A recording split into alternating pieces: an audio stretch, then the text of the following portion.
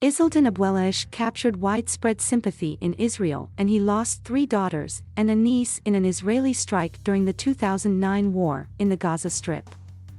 Now, the Palestinian doctor is seeking justice in Israel's highest courtAbuelaish is scheduled to appear before the Supeme Court in Jerusalem on Monday in hopes of receiving an apology from Israel and compensation for his loss.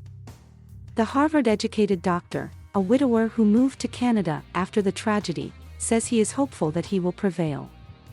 But after a lower court rejected his case in 2018, he knows he might have traveled 9,000 kilometers only to lose again. In an interview with the Associated Press, Abuelaish said that such an outcome would only shine a brighter light on the injustice of his family's pain. Either way, he says, the retelling of the story is a step in itself on the path toward a legacy of peace for his daughters, of creating life from death and killing. If we have a positive answer from the court, this is a great success, Abuelaish said. But whatever the legal result, I am determined we are not the victims anymore.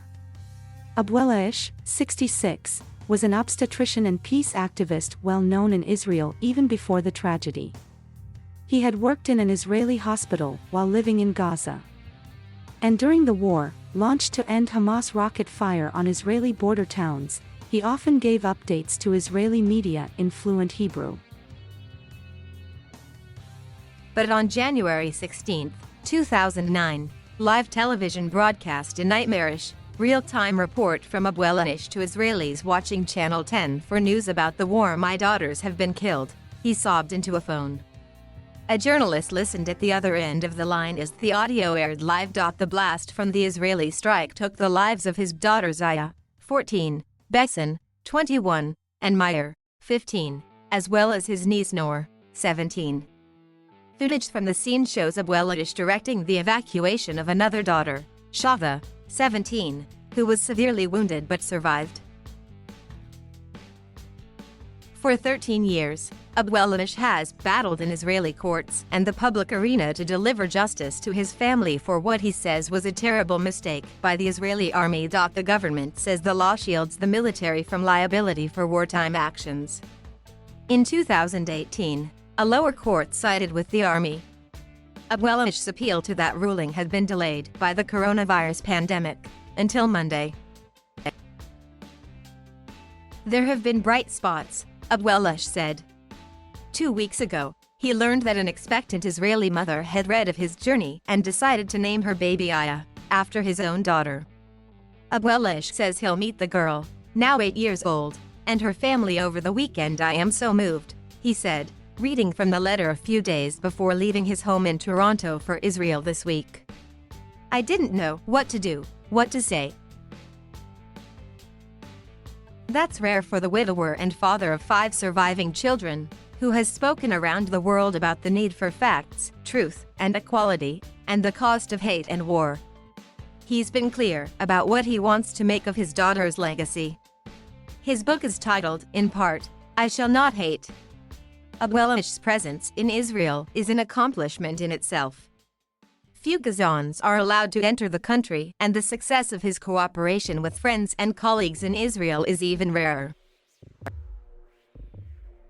He has established the Daughters for Life Foundation to give out scholarships, as it did on Thursday, to 2 young women at the Hebrew University in Jerusalem. He also wants to establish a college for Middle Eastern women, perhaps in Cyprus, named for the foundation and dedicated to his daughters.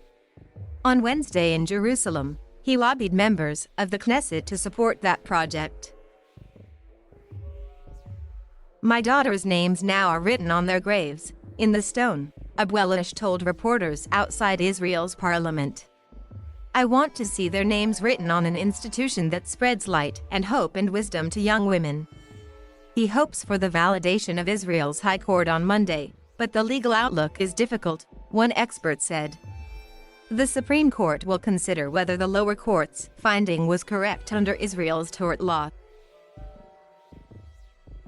The court won't even get to the question of whether the military acted properly, said Yuval Sheni, a senior fellow at the Israel Democracy Institute and a law professor at Hebrew University. It also reiterated expert testimony that shrapnel retrieved from two bodies was traced to equipment used by Palestinian militants. That, the ministry said, supports the contention that the five-story home was thought to have served as a Hamas position. Abuelaish vociferously denies that. He is adamant that there were no militants and no warning until the shells struck. The 2009 conflict was the first of 4 wars between Israel and Hamas, the Islamic militant group that has controlled Gaza since 2007. The bitter enemies fought their 4th war in May. Still, there are signs of change in the region. A new diverse coalition of 8 parties took office in Israel in June, with Arabs part of the government for the first time. Dovish Jewish-led parties are also part of the government. Abuelaish says he got an empathetic reception this week from lawmakers in Knesset, an improvement from his last visit to Israel. Israeli Foreign Minister Yair Lapid gave him a hug. "Maybe," said Shani, "this government will be more open than the previous one to making such a statement of apology, just because the composition is more diverse." Win or losing court, Abuelaish has plans afterward. "In Gaza, I want to go to my daughter's grave, to say to them, I am here. I didn't give up. I didn't forget you," he told reporters in Jerusalem. "Until then, I am educating for your justice."